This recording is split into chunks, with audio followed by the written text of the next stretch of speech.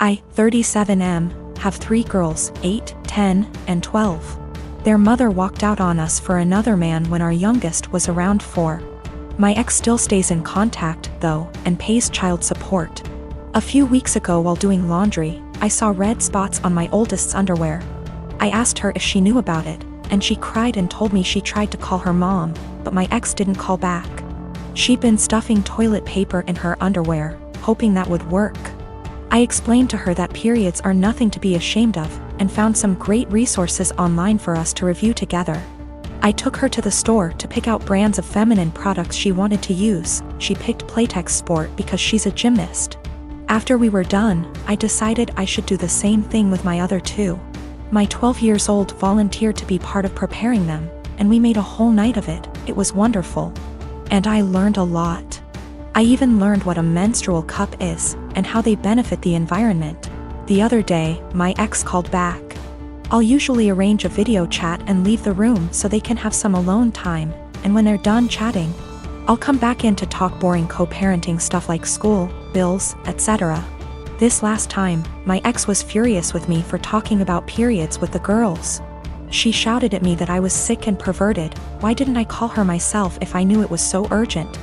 I could have called one of their grandmas / aunts, but my mom has dementia, while her mom and sisters call me a loser because I teach kindergarten, so I'm not fond of them.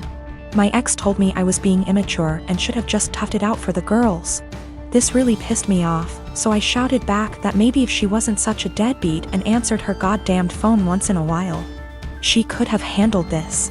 I brought up everything she does that hurts them. She hasn't been to a single soccer game, piano recital, or gymnastics meet in 2 years. Every other weekend when they come home from her house, they go straight to their rooms, only to emerge hours later asking me why she loves her new husband more than them, and what did they do to make her leave. My ex responded by saying I should tell them it's not their fault I couldn't satisfy her, and I screamed. And she just smirked and pointed behind me, saying, "Look what you did," when I turned around. My 8 years old and 10 years old were standing in the doorway crying. It broke my heart. I never shout, so I know I scared them. My 12 years old stormed in and started screaming at her mom, and while I appreciate her sticking up for me, this is not a battle I want her fighting. My ex hung up before I could fully de-escalate the situation. And let's just say the girls have been given free reign of the ice cream and limitless hours of video games, because I feel so bad. I even watched all the Twilight movies with them, so don't say I don't love them. I am currently divorced from my ex Thomas of 30 years. We ended up seeing a lawyer to help with dividing stuff. Everything was pretty much wrapped up till he said he no longer wanted any part of our kids' lives. I didn't argue with him about it since I already know what it's like having a parent who doesn't want you around, or wants to be in your life. I asked what he wanted me to tell the kids and he just said, "Whatever you think is best, I don't care.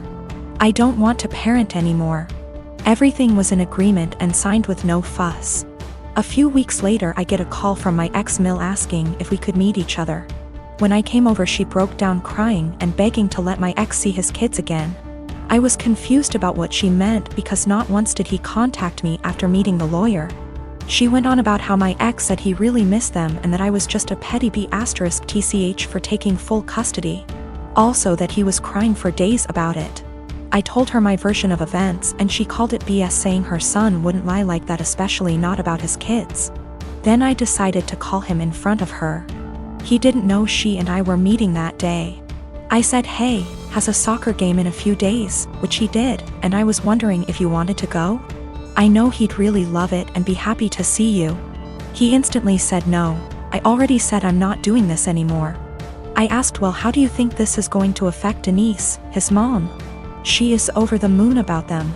He just said she loves me more than the kids, so I doubt this will be an issue for her. After a bit more talking we finally hung up. Ex-Mill was straight-faced and nodded at everything that just happened. She asked me to leave and said we would be in touch. Later that day I got a call from my ex saying how it's my fault he was kicked out of his mom's house, and possibly will be taken off her will. Also that none of his family members will talk to him because of what ex-Mill heard. He threw a lot of insults at me before I hung up, and now him and his mates keep calling and texting me. My friend is saying I shouldn't have said anything in the first place and I ruined his life. Yes, I plan to let Denise see the kids because I know she just wants to give them the world along with the rest of his family. My dad died and I'm scared my family won't get along. So yesterday after my dad comes home he eats what my mom made for him. Eggs and Spam. To be clear, he has a pre-existing medical history of high blood pressure and gout. First found out when he was admitted to the hospital in 2015 when he fell ill, and we basically had to force him to go to the hospital BC he didn't want to go. He was put on medication since, with changes to them maybe a year or so ago. So back to when after he ate. My half-sister heard a thud around 740-ish and told me to check BC. She thought maybe my parents are arguing. I go down and see my dad on the kitchen floor, my mom behind him a few feet away, and I hear him snoring. I ask my mom a question, get worried, run back upstairs and knock on my sister's door. She calls my other sister and also tells me to stop wasting time, call 911. I was scared and frantic. I wish I called 911 or saw him when he came in so I could maybe have called sooner. They get frantic too and we all start yelling at each other, and I try to maintain order also as I'm talking to 911 person. At some point in all of this my brother-in-law yells for help and I help him turn my dad onto his side. BC, he said he could choke on his saliva. My dad stops snoring and we start panicking. The EMS tells us how to perform CPR, but my sisters keep yelling, and so I try to get them working together. They finally start working on it. One is doing compression and the other giving him air and sometimes rotating. Fire department and ambulance gets here and they start doing the same thing but also have defibrillators, and honestly, I'm just in shock still. It was maybe 8:03 p.m. when they came or so, I don't remember, it's all a blur. I checked my phone for timestamp, but I called twice so I forgot when original call was placed. They called it at 8:50 p.m. and I just began to lose it. My aunt comes and my sister is trying to call my dad's work to let his bosses know. We talk about how we want my dad's arrangements and agree on cremation. BC, we don't have the money for anything else, but also my sister wants the remains. My mom is bipolar schizophrenic and my sisters and bro-in-law don't get along. Her because of a whole history that would keep you here forever if I tried to type it. My dad was a bad person but he still chose us and tried his best to provide regardless of his fallacies.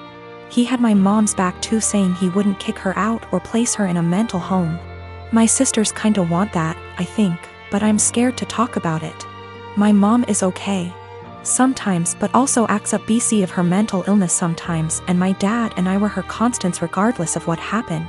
My mom is old and still wants to benefit from some social security services that my dad had, but my sisters and I think we should get a majority control of his account. There's a lot of renovations to be done. BC, he ignored upkeep of the house for a number of years, example, the roof. My mom is not very sad about the ordeal. BC, she had a long history of mental abuse from my dad and I understand, but we for some reason stayed together. It how to move forward except for one moment at a time, and I'm still waiting for funeral home to come pick up his body. It's 8:13 a.m. now, been waiting since night before. And I have been crying but also I can't sleep, and I'm sorry if this doesn't meet guidelines. I just need to vent. Even though I told a few friends, I'm still in disbelief. How this will moving forward. I believe it can though. But it's hard to stay positive. University is starting back soon, so many of my friends started moving back to town. I am 17 female, live in a house with 5 friends. I wasn't born in the UK but moved here with my parents when I was 17. We come from another European country, so I speak my native language, English, which is far from perfect. I've been learning Spanish and English since I was little, and my Spanish is better than my English.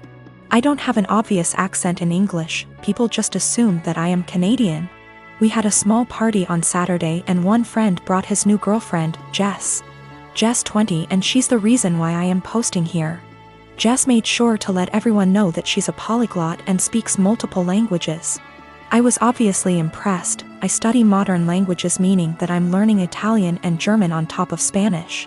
And obviously I asked what languages she speaks: Spanish, Japanese, Arabic, my native language, German, Korean, and French. I told her how impressed I was and carried on with my evening. I had a short phone call with my mom, whom I obviously speak to in my native tongue, and I went out of the house to talk to her. Jess was out in the garden and heard my conversation, and she corrected me on my pronunciation. I told her that she was in the wrong, and she insisted that she knows better.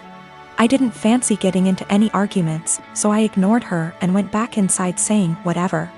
Later, I bumped my head and swore loudly in Spanish. I tend to code switch a lot when drunk, and she corrected my pronunciation, which was funny because it was her who was incorrect. I ignored her again. A while later, I wanted my friend, who is from Spain, to hand me something, but I forgot how it's called in English. So I said, "Hand me Spanish word, please," knowing my friend would understand. Jess decided to correct me again, using completely incorrect word. My friend and I looked at each other, and me being drunk, I lost any self-control I had. I spoke to Jess in Spanish asking her what the hell she thinks she's doing.